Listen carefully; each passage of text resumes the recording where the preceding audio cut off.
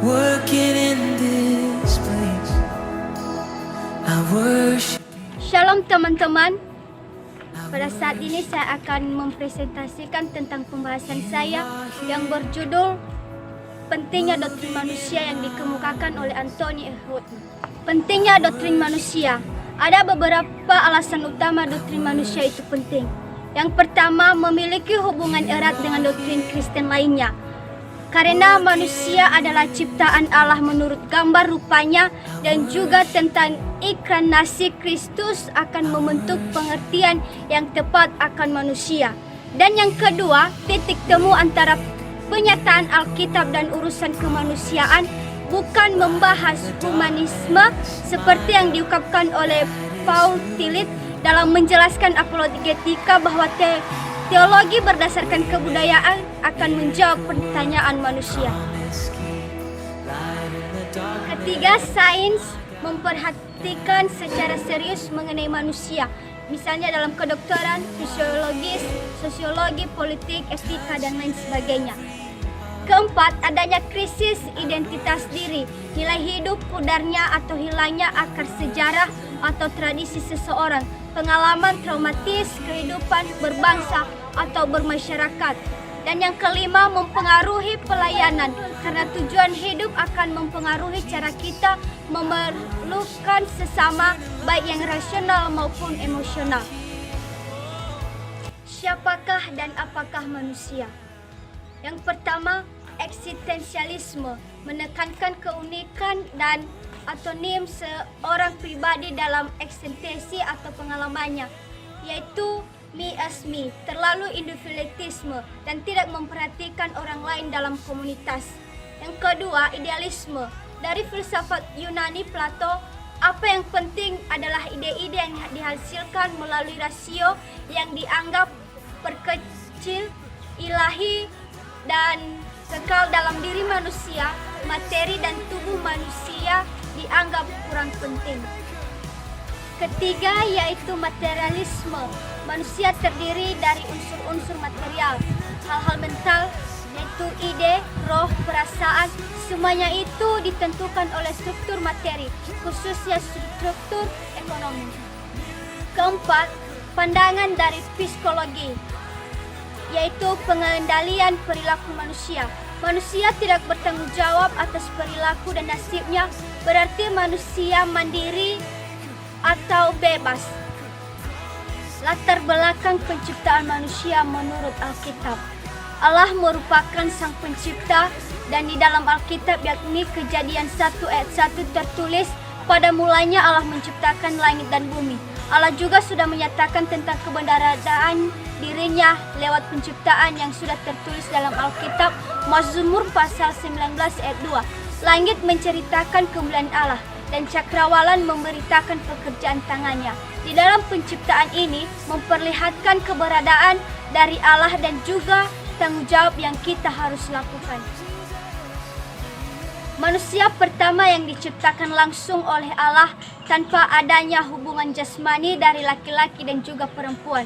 Pada saat tersebut, Tuhan Allah membentuk manusia dari tebu tanah, lalu Ia memberikan nafas hidup. Dan dengan demikian manusia menjadi makhluk yang hidup dalam Kejadian pasal 2 ayat 7. Tuhan kemudian juga bersabda, tidak baik jika manusia seorang diri saja. Aku akan menjadikan penolong baginya yang sepadang dengan dia. Dapat kita lihat dalam Kejadian pasal 2 ayat 18. Terjadinya penciptaan dalam manusia. Yang pertama, penciptaan dalam manusia yang dilakukan Allah diawali dengan menciptakan langit dan juga bumi seperti pada Kejadian pasal 1 ayat 1. Langit menceritakan tentang bagaimana kemuliaan Allah, dan yang kemudian Allah juga melanjutkan penciptaannya sampai hari ke-6. Sedangkan asal mula penciptaan manusia juga merupakan keterlibatan dari Allah seperti yang sudah tertulis pada Kejadian pasal 1 ayat 26. Berfirmanlah Allah, baiklah kita menjadikan manusia menurut gambar dan rupa kita. Yang kedua, dalam pengandalan ayat dari Alkitab tersebut dijelaskan tentang manusia yang diciptakan Allah dengan debu tanah, di mana kata-kata tersebut mengacu pada jiwa manusia yang diciptakan Allah dengan cara menghembuskan nafas ke dalam hidung yang dilakukan oleh Allah sendiri sehingga manusia bisa menjadi makhluk yang hidup. Yang ketiga, penciptaan dalam manusia ini membuat kita mendapatkan tempat yang mulia di mana alam semesta dan tidak menjadi penutup dari karya ciptaan Allah. Namun penciptaan manusia tersebut memiliki arti penggenapan dari makan keseluruhan penciptaan yang sudah dilakukan Allah pada hari yang kelima lainnya, dan kita sebagai manusia diberi perintah untuk memenuhi bumi sekaligus menaklukkan bumi serta berkuasa dengan semua makhluk hidup. Yang keempat, manusia menjadi ciptaan Allah yang paling sempurna sebab diciptakan dengan tangan Allah sendiri, tidak seperti makhluk lain yang dilakukan Allah dengan firman-Nya. Yang terakhir, Allah juga memberikan kuasa pada manusia atas ciptaan yang lain, yang menjadi bukti lain dari perbedaan manusia dengan makhluk lain adalah karena manusia diciptakan menurut gambar dan rupa Allah.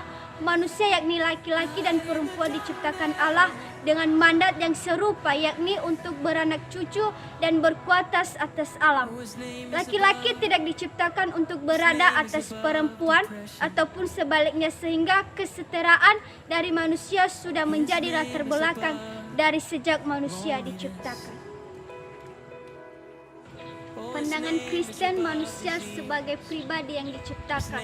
Yang pertama, Allah sebagai pencipta segala sesuatu dalam Kejadian pasal 1 ayat 1 dan penciptaan manusia Kejadian pasal 1 ayat 27.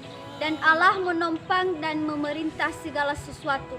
Yang kedua, segala sesuatu dan khususnya manusia bergantung kepada Allah, tidak ada yang bisa hidup tanpa Dia.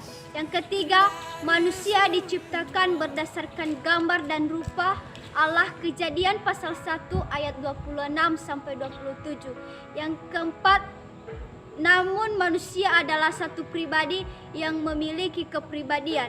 Yang kelima, kepribadian, kemandirian atau kebebasan relatif bukan mutlak. Kemampuan membuat keputusan, menetap tujuan dan bergerak ke tujuan itu. Dan yang terakhir, keberhargaan manusia tidak ditentukan oleh manusia dan materi, melainkan ditentukan oleh Allah.